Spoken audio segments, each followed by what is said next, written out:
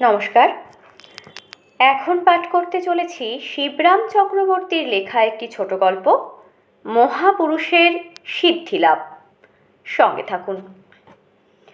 সেবার গ্রীষ্মকালটা যেন 1 মাস আগেই এসে পড়েছিল। দারুণ গরমে আম কাঁঠাল সব আগাম পেকে উঠল, কিন্তু সামার ভ্যাকেশনের তখন ঢের দেরি। বোর্ডিংয়ে আমাদের মন তো আর টেকে না। ছুটিটা এসে পড়লে হয়, বাড়ি গিয়ে বাঁচি। আমরা 70-80 জন ছেলে সুদূরবর্তী পাড়াগাঁয় বিভিন্ন অঞ্চল থেকে জেলা স্কুলে পড়তে এসেছি। বাধ্য হয়েই বোর্ডিংয়ে থাকি। বাধ্য হয়ে থাকা ছাড়া আর কি বলবো। যা খাওয়া দাওয়ার ছিরি, রেঙুন চালের ভাত, লাল রঙের এমন হৃষ্টপুষ্ট ভাত অনেকে চোখেও দেখেনি। তার সঙ্গে জলবৎ তরলং ডাল আর এই এক টুকরো একটুখানি মাছ। ঝোলের বর্ণনা নাইবা দিলাম। এই খেয়ে দেহ যদি বা টেকে, মন টেকে না। কোথায় বাড়ি যাব, সকালে উঠেই 1 বাটি মুড়ি আর 1 টুকরো আম নিয়ে বসবো, দুপুরে আবার দুধ দিয়ে ভাত দিয়ে আমের রস দিয়ে আরেক প্রস্ত হবে, ভাবতেও জিভে জল আসে। আমাদের মধ্যে জগাই হচ্ছে মাতব্বর। সে বললে, আয় এই হেডমাস্টারের কাছে ছুটির দরবার করি গে। জগা মাতব্বর, কেননা সে সবার সেরা স্পোর্টসম্যান। ফুটবল ও ক্রিকেটে সমান চৌকস। হাই জাম্প, লং জাম্প ও বল থ্রোয়িংয়ে তার জুড়ি নেই। তার প্রতি মাস্টারদের যেন একটু পক্ষপাত আছে। সে ফেল হয়ে গেলেও বরাবর প্রমোশন পেয়ে এসেছে।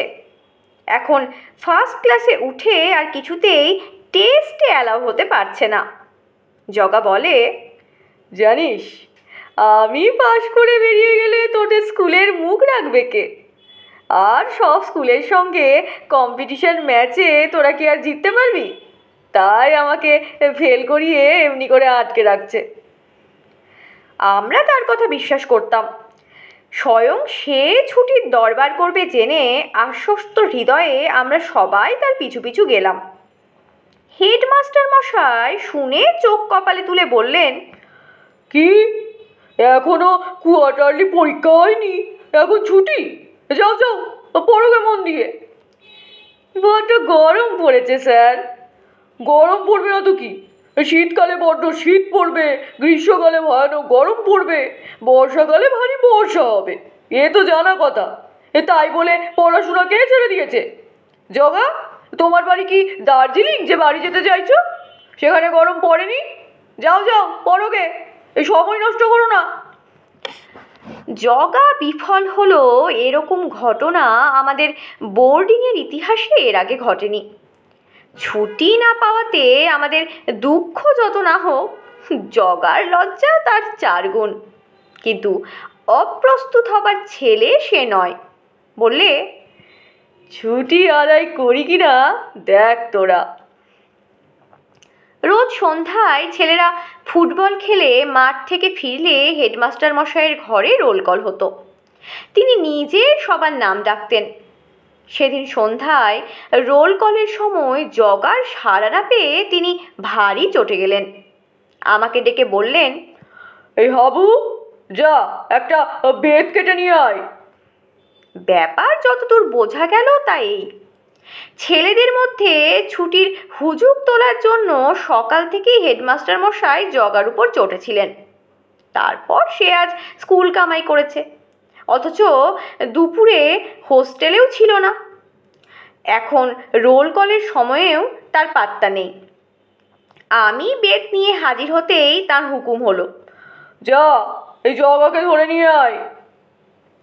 আমি ধরে আনবো জগাকে? চটেছেন বলে কি স্যারের মাথা খারাপ হয়ে গেল নাকি? যে জগা ব্যাকে খেললে অন্য দলের ফরোয়ার্ডদের দুর্বিপাক, আর ফরোয়ার্ডে খেললে বিপক্ষের ব্যাকের এবং গোলকিপারের দফা রফা, তাকে ধরে আনবো কিনা আমি? আর কিছু না, হাত যদি নাও সে চালায়, কেবল যদি হাই জাম্প আর লং জাম্পের সাহায্য নেয়, তাহলেই তো এক মুহূর্তেই সে আমার নাগালের একদম বাইরে। কিন্তু দরকার হলো না। পর মুহূর্তে শ্রীমান জগার সাড়া পাওয়া গেল। তাকে দেখে হেডমাস্টার মশাই গর্জন করলে, এগিয়ে এসো বলে টেবিলের উপর সপাত করে বেতটা একবার ঝাড়লেন, যেন ওটাকে রিহার্সাল দিয়ে নিলেন। এমন সময় এক অভাবনীয় কাণ্ড ঘটল। হেডমাস্টার মশাই যেখানে বেত ঝাড়লেন ঠিক তারই ওপরে সহসা কড়িকাঠ থেকে সশব্দে একটা চাপড়া খসে পড়ল। ৮১ জোড়া বিস্ফারিত চোখ মেলে আমরা দেখলাম তা বালির চাপড়াও নয়, টালির টুকরাও নয়, আস্ত একটা মরার মাথার খুলি। হেডমাস্টার মশাইয়ের হাত থেকে বেত খসে পড়ল। আমাদের মধ্যে কয়েকজন ভয়ে চিৎকার করে উঠল। তারপর সব নিস্তব্ধ, কারো যেন নিঃশ্বাস পর্যন্ত পড়ছে না। হেড পণ্ডিত মশাই প্রথম কথা কইলেন, আজ তিথিটা কি হে? ত্রয়োদশী? কই তিথি দোষ তো নেই, তবে বৃহস্পতিবারের বারবেলা বটে। এই দাও তো হে মাথার খুঁড়িটা, ওটা আমার কাজে লাগবে। স্কাল্পটা হাতে করে গম্ভীরভাবে তিনি বেরিয়ে গেলেন। হেড পণ্ডিত মশাই তান্ত্রিক মানুষ, কালী সাধনা করেন। অমাবস্যা চতুর্দশীর গভীর রাত্রে শ্মশানে তার গতিবিধি আছে বলে কানাভূষো। কে জানে ওই খুলিটা তিনি কোন কাজে লাগাবেন। ততক্ষণে হেডমাস্টার মশাই সামলে উঠেছেন। কম্পিত কণ্ঠের ভেতর থেকে তার বাণী শোনা গেল, যাও সব পড়তে বসোগে, হইচই করো না। বলা বাহুল্য, আমরা হইচই করছিলাম না। তা করবার মতো উৎসাহ তখন আমাদের কারো কণ্ঠেই ছিল না। নীরবে আমরা যে যার সিটে গিয়ে বই খুলে বসলাম। কিন্তু পড়ব কি? সবার বুকের মধ্যে কীরকম যেন কাঁপুনি ধরে গেছে। দুরু দুরু বুকে যেদিকে তাকায় সেদিকেই কি যেন আবছায়া দেখি। এক নিমেষে অত লোকজন ভরা অত বড় বোর্ডিং যেন একেবারে ভূতের রাজত্ব হয়ে উঠল। সে রাত্রে আর পড়াশুনো হলো না। হেডমাস্টার মশাইয়ের হুকুমে তাড়াতাড়ি দুটো নাকে মুখে গুজে ছেলেরা সব শুয়ে পড়ল। আমি হেডমাস্টার মশাইয়ের ঘরে থাকতাম। তিনি নিজের মশারি খাটানো সেরে আমার দিকে উৎসুক নেত্রে তাকিয়ে বললেন, আলোটা জ্বালা থাকলে কি তোমার ঘুমের খুব অসুবিধা হবে হাবু? না স্যার। অন্ধকার ঘরে তুমি ভয় পেতে পারো কি না তাই বলছি, নইলে আমার কোনো দরকার নেই। নিভিয়ে দিই তাহলে, কেমন? দিন তবে। কিন্তু জ্বালানো থাকলেই যেন ভালো ছিল। জমাট অন্ধকারের মধ্যে কাদের যেন ছায়ামূর্তি দেখতে লাগলাম। মনে হতে লাগলো এই বুঝি চৌকির তলা থেকে কে পাটা টেনে ধরে। যতদূর গোটানো যায় ততদূর সম্ভব পা দুটো গুটিয়ে নিলাম। হাতের তালু আর পায়ের চেটো প্রায় একাকার করে ফেললাম। এইভাবে একটু তন্দ্রা আসছিল যেন। হঠাৎ কখন চিৎকার করে উঠেছি। ঘরের অপর দিক থেকে হেডমাস্টার মশাইয়ের ভয়ার্ত কণ্ঠ শোনা গেল, কি হলো কি হলো হাবু? কার যেন হাত আমার কপালে ঠেকলো। হ্যাঁ? খানিকক্ষণ উভয়ের আত্মসংবরণ করতে লাগলো। অবশেষে বুঝতে পেরে বললাম, আমারই নিজের হাত মাস্টার মশাই। তাই ভালো, আমার বুকটা ধড়াস করে উঠেছে। তুমি যেরকম চেঁচিয়ে উঠেছিলে, কেবল ভয়ের কথা ভাবছো বুঝি তখন থেকে? না স্যার। খানিক বাদে আবার হেডমাস্টার মশাইয়ের আওয়াজ পাওয়া গেল, হাবু, কাগজের গাদা যেন কে হাটকাচ্ছে নয়? ভয়ে আমার গলা থেকে শব্দ বেরুলো না। বোধহয় ইঁদুর। ভেবো না, ঘুমিয়ে পড়ো। ঘুমিয়ে পড়বো কি? খানিক বাদে যা কাণ্ড শুরু হলো তাকে ভূতের উপদ্রব ছাড়া আর কিছুই বলা চলে না। বাইরের উঠোনময় কারা যেন দাপাদাপি করে ফিরছে। কে যেন রান্নাঘরের কোণের ছাইগাদায় বসে গোঙাচ্ছে। আবার ঠিক আমাদের ঘরের বাইরেই চটপট করে হাততালির আওয়াজ। কিয়ৎক্ষণ পরে আমাদের জানলার খড়খড়িগুলো যখন খুলতে আর বন্ধ হতে শুরু হলো, হেডমাস্টার মশাই এক লাফে আমার বিছানায় এসে বসলেন। আমি এতক্ষণ মরার মতো পড়েছিলাম। স্যার আসতেই সাহস হলো। তিনি আমাকে জড়িয়ে ধরে বললেন, কি কি হবে হাবু? আমার ততক্ষণে সাহস অনেক বেড়েছে, এমনকি তখন আমার ভয় করতেই ভালো লাগছিল। বললাম, ভয় কি স্যার? না না, আমার ভয় কিসের, তোমার জন্যই ভাবছি। আপনি বসে থাকুন, তাহলেই আমার আর ভয় করবে না। সেই ভালো হাবু, আর তো রাত বেশি নেই, দুজনে বসেই কাটিয়ে দিই। হেডমাস্টার মশাই কতক্ষণ বসেছিলেন জানি না, আমি কিন্তু বেশ ঘুমিয়েই পড়েছিলাম। সকালে উঠে দেখি সমস্ত উঠোনময় মরার হাড়গোড় ছড়ানো, কিন্তু সকালবেলায় হেডমাস্টার মশাইকে দেখে রাত্রের লোকটিকে আর চেনাই যায় না। তিনি ভয়ানক হাঁক ডাক জুড়ে দিয়েছেন, এসব হচ্ছে দুষ্টু লোকের কাজ, ভূত আবার আছে নাকি? ভূত আমি মানি নে, এক্ষুনি পুলিশে খবর দিচ্ছি।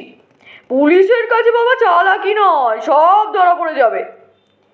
হেড পণ্ডিত মশাই বললেন, আপনার মাথা খারাপ হয়ে গেল নাকি? পুলিশে খবর দেবেন দিন, কিন্তু ভূত নেই এ কেমন কথা?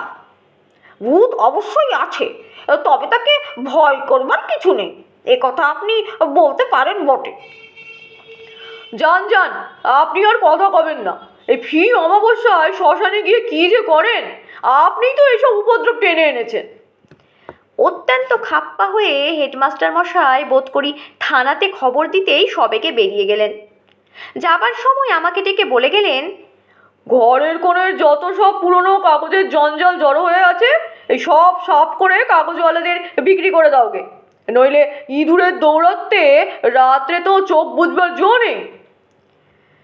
কাগজের গাদা নাড়তে গিয়ে দেখি, কি সর্বনাশ, তার তলায় এত হাড় গোড় আর মরার মাথার খুলি! এসব কে জড়ো করলো এখানে? আমি তো ভয়ে বিস্ময়ে ভ্যাবাচাকা। এমন সময় জগা দৌড়তে দৌড়তে ঢুকলো। এই খবরদার, কাগজের হাত গাদায় হাত দিবি না বলছি। ও বাবা, এর মধ্যে আবিষ্কার করা হয়েও গেছে। যাক, কাউকে বলিসনি, বললে তোকেই আস্ত রাখবো না। এসব কি ব্যাপার জগাদা?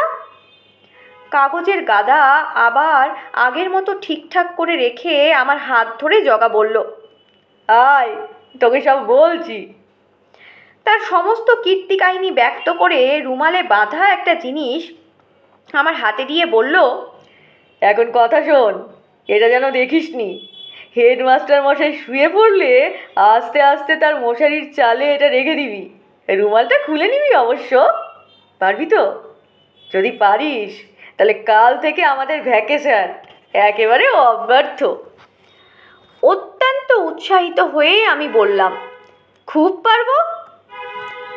সেদিন ভোর রাতের দিকে হেডমাস্টার মশাই এক দারুণ চিৎকার করে উঠলেন। তার আর্তনাদে আমার কেন, বোর্ডিং শুদ্ধ সবার ঘুম ভেঙে গেল। উত্তেজিত কণ্ঠে আমাকে বললেন, হাবু হাবু, আলো জ্বাল শিগগির। কি হয়েছে স্যার? বলছি আলো জ্বাল আগে, এই মশারির মধ্যে কে যেন। সে কি? কার সঙ্গে যেন মাথা ঢুকে গেল। মনের ভ্রম নয় তো স্যার, কালকের আমার মতো? না না, মাথাটা একেবারে ফেটে যাওয়ার জোগাড়, আর মনের ভ্রম। আলো জ্বাল, কপালটা একেবারে ফুলে উঠেছে। আলো জ্বাললাম। ততক্ষণে ঘরের বাইরে বোর্ডিংয়ের ছেলেরা মাস্টাররা সবাই জড়ো হয়েছে। হেড পণ্ডিত মশাই পর্যন্ত খরম খটখট করে উপস্থিত। লণ্ঠন ধরে দেখা গেল মশারির চালে একটা আস্ত মরার মাথা। হেড পণ্ডিত বললেন, ও মা, এ যে টাটকা দেখছি, মাই দাড়ি সমেত। কারো মুখ থেকে একটা শব্দ বেরুলো না। তিনিই মাথা নেড়ে আবার বললেন, তা তো হবেই, কাল চতুর্দশী ছিল যে, আজ অমাবস্যা আছে আবার। চতুর্দশীতেই এই মাথা টুকাটুকি ব্যাপার, অমাবস্যাতে না জানি কি কাণ্ড হয়। ভাবতেই সবার হৃৎকম্প হলো। হেড পণ্ডিত মশাই বললেন, একে শনিবার, তাই অমাবস্যা, আজ গুরুতর কথা বটে। ছোট ছেলেদের মধ্যে অনেকে কেঁদে ফেলল, দু একজনের মূর্ছা যাবার উপক্রম হলো। জগা মুখখানা অতিমাত্রায় কাঁচুমাচু করে বলল, স্যার, আমাদের ছুটি দিয়ে দিন, আমরা বাড়ি চলে যাই, নইলে আমরা বাঁচব না। হেডমাস্টার মশাই বললেন, হ্যাঁ হ্যাঁ, তোমাদের ছুটি, আজ সকালেই যে যার বাড়ি চলে যাও। আমিও 11:30টার ট্রেন ধরি। চতুর্দশীতে মাথা ঢুকে ছেড়ে দিয়েছে, অমাবস্যায় যদি ঘাড় মটকে দেয়, না না বাবা, কাজ নেই। হেড পণ্ডিত মশাই বললেন, ব্যাপারটা আমি বুঝতে পেরেছি। কোনো মহাপুরুষ তান্ত্রিক যোগী এই সন্নিকটেই কোথাও সাধনা করছেন। এই ভৌতিক উপদ্রব তার সিদ্ধি লাভের অনুষ্ঠান, তাছাড়া আর কিছু না। এতে ভয় পাবার কিছু নেই। জগা বললে, আমারও তাই মনে হয় পণ্ডিত মশাই, কোনো মহাপুরুষ কার্যসিদ্ধির জন্যই। পণ্ডিত মশাই তার সাই দেওয়াকে ঠাট্টা মনে করে বললেন, হ্যাঁ, তুই তো ভারী জানিস, তুই থাম।